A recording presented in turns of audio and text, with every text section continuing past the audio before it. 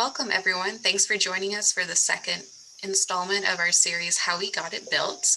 We were pleased to present Many Mansions Ormond Beach Villas last month, and today we have the Century Housing team who are presenting The Beacon in Long Beach. So Paige is going to kick us off.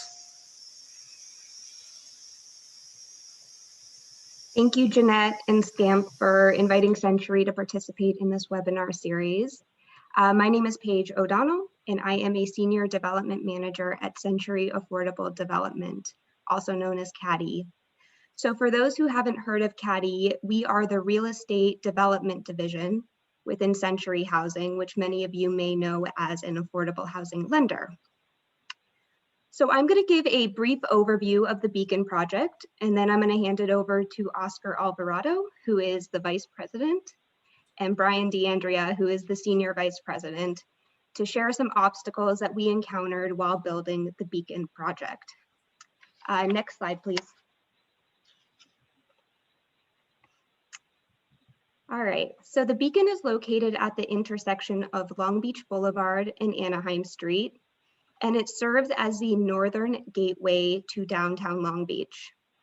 So the project was completed in March of 2020, and after many years of hard work, Century is humbled and honored that this project was selected as the 2020 SCAMP Multifamily Development of the Year.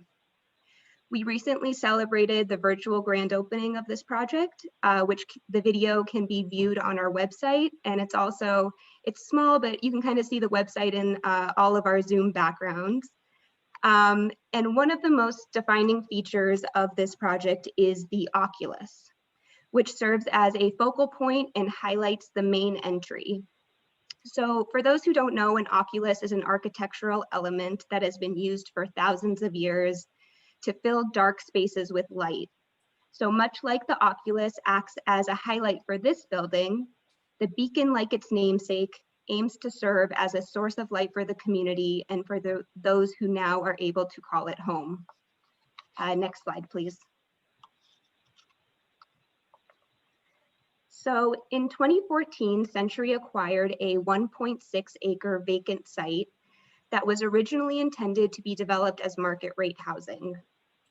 So the Beacon is an 160-unit mixed-use community that is made up of two distinct tax credit projects. So first, there is Beacon Place, which is a 5-story building with 39 units for disabled and formerly homeless veterans. And second is Beacon Point, which is a 7-story building with 121 units for low-income and formerly homeless seniors ages 62 and older.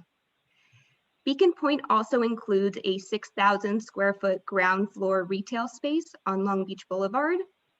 And both projects share a podium, which is inclusive of a 2-story parking garage. And on top of that parking garage is a very large shared courtyard space. It's about half an acre in size, and it includes lots of amenities for residents of both projects to use. So some amenities include a spa, a pool house, barbecue areas, a club room, and lots of seating for public uses. And there's also a lot of very private seating areas as well. So in addition to the Beacon being a mixed-use community, it is also a transit-oriented community and is located across the street from the Metro A line. And the Anaheim Street Station is located right across the street. And lastly, both of these buildings have achieved LEED Gold certification, which we were very happy about. Next slide, please. So to dive a little further into each of these projects, Beacon Place consists of 39 1- and 2-bedroom units. Amenities in this project includes a clubhouse with a kitchen and lounge area, a computer room, and many offices for the on-site property management and services staff. As with most affordable housing, the financing stack is complex and multi-layered and includes funding from the Federal Home Loan Bank of San Francisco's Affordable Housing Program, the State of California's Veteran Housing and Homelessness Prevention Program, the City of Long Beach, and the Home Depot Foundation. This project also received federal low-income housing tax credits from the Tax Credit Allocation Committee, also known as TCAC. And Wells Fargo is the construction lender and tax credit equity investor, and California Community Reinvestment Corporation is the permanent lender. Next slide, please. And then there's the larger building, which is Beacon Point, which comprises of 121 1- and 2-bedroom units, with half of the units reserved for formerly homeless seniors, and the other half of the units are reserved for low-income seniors at 50% of area median income. Amenities at this project include a large double-height community room with a kitchen and a baby grand piano that was actually donated to this property. And this property also includes a gym, a yoga studio, and lots of offices for the on-site staff. The financing stack is also multi-layered on this project, and funding comes from the Federal Home Loan Bank of San Francisco's Affordable Housing Program, the City of Long Beach, California Housing Finance Agency's Special Needs Housing Program. This project also received federal low-income housing tax credits from TCAC, and it was actually one of the first projects to secure and use state certificated credits from TCAC as well. And similar to Beacon Place, Wells Fargo is the construction lender and equity investor, and the permanent lender is also California Community Reinvestment Corporation. So all units at both properties, so at both Beacon Place and Beacon Point, feature a Section 8 project-based voucher that is provided by the Housing Authority of the City of Long Beach. So as a standard with a Section 8 voucher, residents only pay 30% of their income as rent each month. And both properties are managed by the John Stewart Company, and they have 2 on-site managers that live at, one of them lives at Beacon Place and one of them lives at Beacon Point. And supportive services are provided to all residents free of charge. And the services are provided by Mental Health America of Los Angeles, the VA Long Beach Healthcare System, and the Los Angeles County Department of Mental Health. Next slide, please. All right, so at this time, I am going to hand it over to Oscar Alvarado to tell you guys a little bit more about this project. Thanks, Paige. Can we get the next slide, please? I'm going to walk us through some of the challenges that we saw in developing the Beacon, many of which had to do with the scope and scale of the project, and also the fact that we are constructing essentially 2 projects on a contiguous site. So the first challenge that we faced for construction was the fact that we had to break the project up into 3 distinct construction contracts, one for Beacon Place, one for Beacon Point, and one for the garage. And that was partly due to the fact that we initially had a plan and program in place where the funding timing would line up and we would be able to break ground and start construction on both Beacon Place and Beacon Point at the same time. As is often the case, we were not able to secure the financing the way that we expected on Beacon Point, and so we had 2 separate start dates. We also were dealing with a building type where the garage is shared between both Beacon Place and Beacon Point.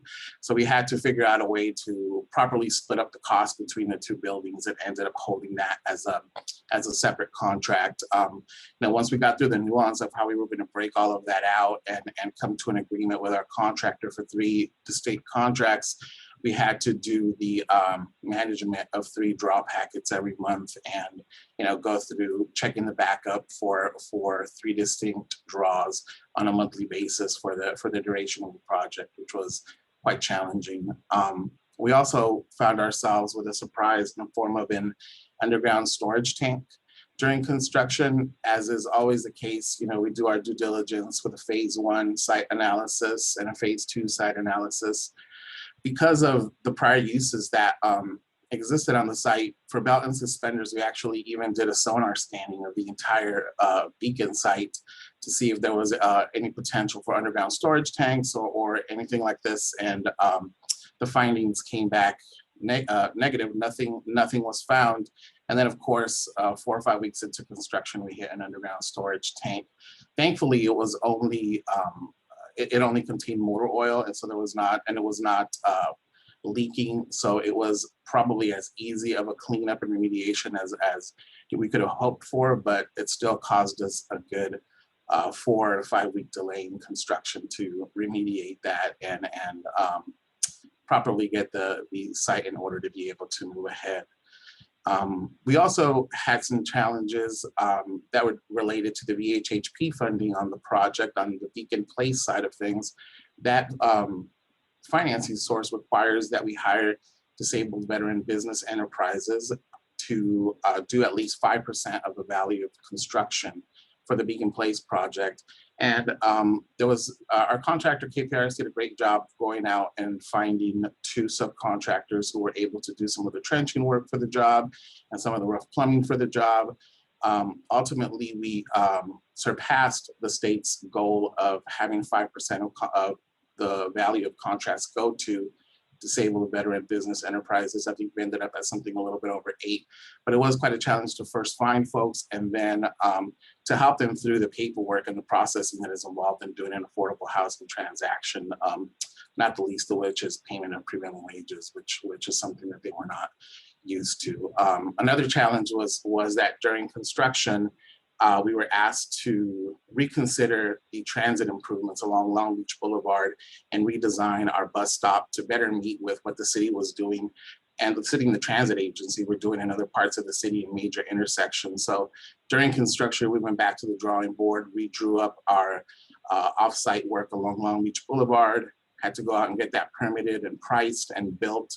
And it was quite a big challenge and ended up pushing up against our construction completion time, such that we needed to request a temporary certificate of occupancy from the city so that we could inhabit the building while the offsite work was being completed. Next slide, please. Also wanted to share some challenges that we saw as a result of the site being contiguous, because we do have 2 separate projects sitting on top of the same garage. We're talking about 2 distinct limited partnerships and limited partnership agreements. So we had to go through a process of figuring out reciprocal easements across the 2 partnerships so that we could do things like make sure that folks could traverse the garage from the Beacon Place part of the garage to the Beacon Point part of the garage, and so that there was proper access to shared amenities like the gym and the spa and other elements of the building. Thankfully, we used the same investor and lender in Wells Fargo and CCRC, as Paige mentioned, and so that helped with having similar counsels across projects. But there was quite a bit of coordination that had to happen there. We also had to divide and record an air lot subdivision of 10 distinct air lots for this project.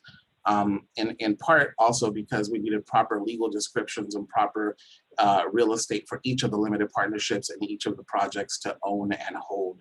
So that was quite a process. For the purposes of the city of Long Beach, they looked at this as a single thing, which is understandable. It looks and feels like one project. So we went through one set of entitlements and one set of permits and permitting. So that in and of itself also for us created a challenge, because obviously in our mindset and in the way that we go about putting these projects together, we're looking at this as if it were two distinct things. But from that perspective, it was a single project. And then that also rolls into other challenges with utilities. For example, we ended up working with the water department, but we're only able to get a single water meter for the entirety of the Beacon. So we had to figure out a way to sub-meter between Beacon Place and Beacon Point. Similarly with Edison, they wanted to have only a single transformer for the project. So we had to figure out, working how we would work that out. And then of course, there's kind of the day-to-day operation of the building and the fact that there are 2 distinct budgets and 2 distinct projects, but there is some work and some maintenance that has to be shared across the 2. So certain contracts, like for example, landscaping, there really is no real line where the landscaping for Beacon Place ends and the landscaping for Beacon Point begins. So it becomes this matter of trying to figure out how do we split the costs among projects in a way that is that will work for everyone, including our lenders and investors. So all of those things were things that were, particular challenges related to the way that the project came together physically. Next slide. I'm going to go ahead and pass it on to Brian DeAndre now so he can talk to us a little bit about the lease up and some of the impacts that the Beacon had in its community. Sure, thank you, Oscar. Jeanette, I think we can page through the next 1 or 2 slides with some of these photos of the project. All right, thank you. So thank you everyone for being with us today. My job today is to talk a little bit about the lease up and operations process. And obviously with all the hard work that goes into amassing the financing for a deal, closing it, and actually building it, the rubber really hits the road in terms of leasing up and actually operating these buildings as they're intended to be operated. And everyone that's been through a lease up understands very well that this is really a project within a project. And one of the things about Long Beach that makes it a little bit unique is that it has its own continuum care funding. It has its own health and human services department with a one-stop center for homelessness called the Multi-Service Center. They have their own housing authority. They have a local VA. So all of this means there was a very well-established and highly integrated coordinated entry system, or CES system, that's actually managed by the city. And we've been through a couple of CES lease-ups with the city. So from experience, we knew that how important it was to begin that process early, especially in a permanent supportive setting where you're using CES. And so we began our process for each of these developments almost 9 months before completion and intended occupancy. As Paige mentioned, our third-party manager is John Stewart. Our service provider partner is Mental Health America of Los Angeles. So we held early kickoff meetings with the city CES staff, the housing authority, the VA, and our property manager and service provider to make sure everyone was on the same page about expectations for lease up. We then began a set of presentations to the larger universe of COC providers that would be providing referrals and doing some of the assessments, the VI SPED assessments with the CES system. So obviously all of this entails a super complex web of relationships and referrals and handoffs. And one of the things we've learned early on is the importance of putting this all on paper into a visualization of what the process ultimately looks like. We've also benefited from experience in terms of understanding the importance of having regular meetings with agendas and minutes and follow-up items, and making sure those are staggered. Initially maybe every couple of weeks, but as you get closer to the actual lease up, those weekly meetings are really important. One of the big challenges we had with our lease up process had to do with the combination of income layering requirements, some of the funding program requirements, coupled with occupancy standards by the housing authority. In particular, we really had a challenge finding 2-bedroom households, or households that would qualify for 2-bedroom units, both on the senior side and the veteran side. In Long Beach, the minimum occupancy standard for a 2-bedroom is 3 persons. And so trying to find those households that met all of the income and other funding requirements was very challenging. It took us nearly 8 months on each of these developments to complete our lease up. So that delayed our ultimate conversion process, and we absorbed obviously some additional interest expense through that, but we were able to work through it. We also were, with the second development, we ended up completing our lease up process right in the middle of the pandemic, which was another significant challenge for all of us. So try to avoid that if you can in the future. Next slide, please. I want to just take a moment and talk conceptually that, every affordable housing development that we in the industry work on really represents an asset that we're creating, and that asset provides really a lifetime and a stream of benefits. And they require significant investments by both the public sector and the private sector. And right now, I think we all know well that we're in this climate of a little bit of skepticism about costs and how long it takes to complete these developments. And so I think on our end, it's really important to tell the story of impact and what each of these long-term assets means for the communities in which we're creating them. So, for the Beacon, we've sought to enumerate these benefits and impacts in a number of different ways. Obviously, with them being permanent supportive housing developments, they've contributed to a reduction in homelessness in the city of Long Beach. Over the time period that these were developed, Long Beach did see a modest increase in the incidence of homelessness, but it was much more muted than what we saw regionally throughout LA County and within the LASA system. And I think these two developments were a big reason for that, coupled with a couple of other important developments that the city brought online around the same time. So obviously these play a role in terms of reducing homelessness and saving taxpayers and public systems significant dollars. The assets we create also represent very valuable additions to the neighborhood, everything from neighborhood serving retail to improved pedestrian and transit connectivity to architecture. In this instance, you know, our projects have benefited from a number of industry awards for their architecture and impact, and those are there for the long haul. We also think about the economic impact that each of these developments create. So everything from the construction spending to the operational spending that ripples throughout the local economy. That spending generates local income, supports local jobs, produces tax revenues to the city, to the county, to the state, all of which is important to think about. And lastly, we also at Century, we think oftentimes about what this means for the households that live in these developments, for people that have experienced homelessness or people that are renting an affordable unit that otherwise would have been out in the market seeking a market rate apartment or living in an overcrowded situation. Oftentimes, affordable housing represents and results in significant rent savings. So it's the difference between the affordable rent that the household pays and what they would otherwise spend in the open market. And we know from research in the literature that these savings they're not necessarily saved, but they're spent. These rent savings are spent locally and they support the local economy. And it's I think very important to seek to quantify that. We've estimated that these two developments have produced more than $1.5 million in annual rent savings to our 160 households. Next slide, please. So obviously all of these projects, they truly take a village to make them happen.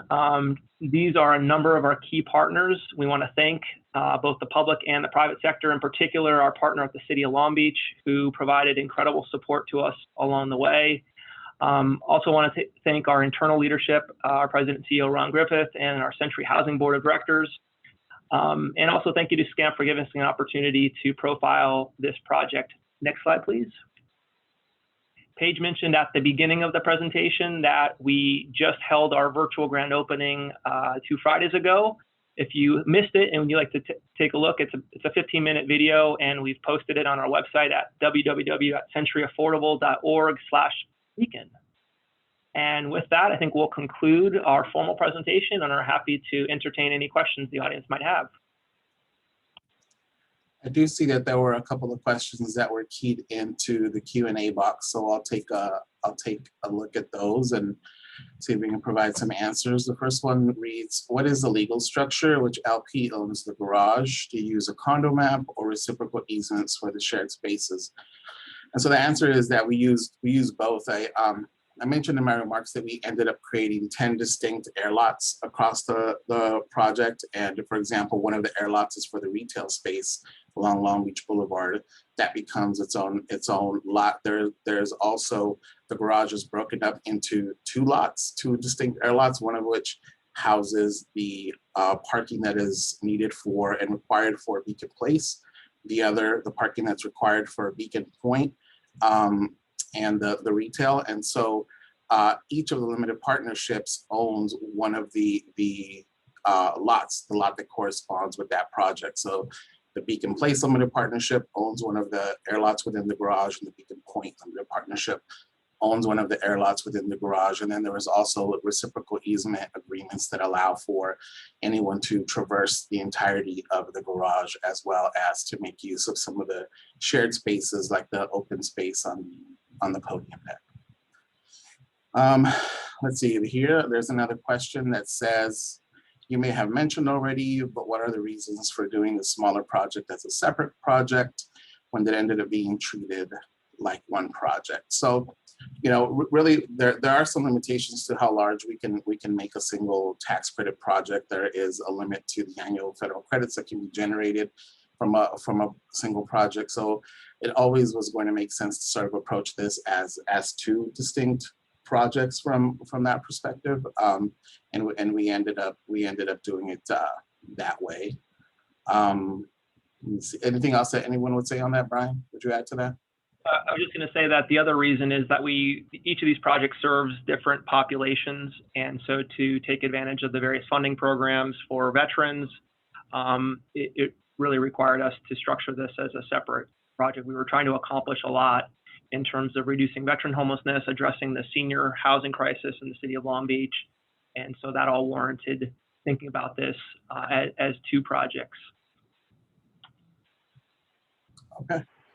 And then we have a question here that asks, considering many community benefits of this project, did you all apply for density increases, height variances, etc.? Well, it's a good question. One of the reasons why the project is able to be as dense as it is that it is within the city's Long Beach's downtown specific plan. We were able to get entitlements for the project under rezoning that had recently happened within the city and reimagining of density in downtown. So the plan allowed for this height and this density of project. And in fact, the city was looking for us to do something that was of this scale and scope. So the city did a lot of the legwork there in advance of the projects. There are some questions it looks like that are keyed into the chat box here.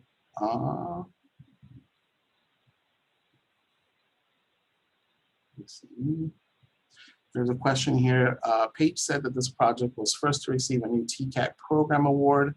What was that called? I think this may relate to the certificated credits that were employed on the project. Brian, do you have anything that you might say on the receipt of certificated credits and how we employed that on the project? Yeah, this was early on in the state's piloting of the certificated credit program. And so we took advantage of that with our investor Wells Fargo, and we as a nonprofit organization received the allocation of certificated credits and ultimately sold those to Wells Fargo, took the proceeds, and we've lent them into the deal at 0%. I think 0% interest. So that was certainly a challenge because it was a new program and we had to basically create the purchase and sale agreement for the certificated credits from scratch, working with our council and Wells and its council. But we got it done, and we feel like it certainly was a benefit to the project in terms of the pricing that we were able to receive on those credits. Thanks, Brian. Just reading down the list here, the list of questions. Here we have follow-up to one of my questions regarding the airlots. Did you consider treating the garage like a commercial tenant and do a master lease structure? So the way that this is structured regarding the retail is that, like I mentioned, the retail portion is its own airlot, and we have master leased it as a developer, Caddy, Central Florida Development, Inc. Master leases that from the limited partnership that owns the Beacon Point apartments, and then we are able to lease it up to individual tenants. There's about 6,200 square feet or so of retail along Long Beach Boulevard that we're working to lease up. Follow-up question here says, regarding retail, says, have you leased any of the retail spaces? Also, is the retail parking free for customers? Well, we're in the process of leasing our first space at the Beacon to a smaller pharmacy, family-owned pharmacy that we just signed a lease with very recently, and we're looking to start tenant improvements within the next couple of weeks. We still have about 4,500 square feet of retail to lease up, and we're very much looking forward to finding some good community uses for that. Next question, did you say that it was difficult to find qualified tenants to lease to? Why is that? Does this suggest the need for policy changes given the number of unhoused individuals? Brian, do you want to take a pass at that? Sure, yeah, and the challenges had to do with all of the layered requirements that I spoke about, everything from occupancy standards to the funding programs, to the income standards that each of those programs required. The city had utilized some of its old RDA funding for this transaction, and that brought with it the state's lower income and rent limits, which did impact us in particular with some of our veteran households who, with the benefit of veteran benefits, in some cases their incomes exceeded those lower HCD limits. But probably the biggest challenge we had was the fact that we had a handful of 2 bedrooms in each of these complexes, and trying to find households that met the housing authority's occupancy standards, which for 2 bedrooms in Long Beach, it requires households with a minimum size of 3, maximum size of 5. So finding 3-person veteran and or 3-person senior households. On the senior side, with the then TCAC requirements required every occupant of the senior household to be over the age of 62. Finding 3 seniors over the age of 62 to live in a 2-bedroom just was not tenable. So I think being very thoughtful about how you structure deals going into them and which requirements you commit to, and just understanding the challenges you're going to face during the lease up process, building some of that into your conversion schedule up front so you have less surprises in terms of additional construction interest carry is important. Also working with your local housing authority to the extent you have vouchers. In our instance, what we ended up doing was accepting a lesser payment standard, basically occupying those 2 bedrooms with smaller households and accepting a lesser payment standard, the payment standard for a 1-bedroom instead of the 2-bedroom. So we ended up foregoing a little bit of rental income, but it allowed us to lease those units up with households that were in need, and allow us to move forward with our conversion process. Thanks very much. With that, we're at time, so I think we'll need to conclude here. I believe that the team at SCAMF shares these presentations on their website, and our contact information will be contained within. So we're happy to take any follow-up questions by email if folks have any. But thank you again very much to the SCAMF team for this opportunity. We really enjoyed sharing with you all about our Beacon project.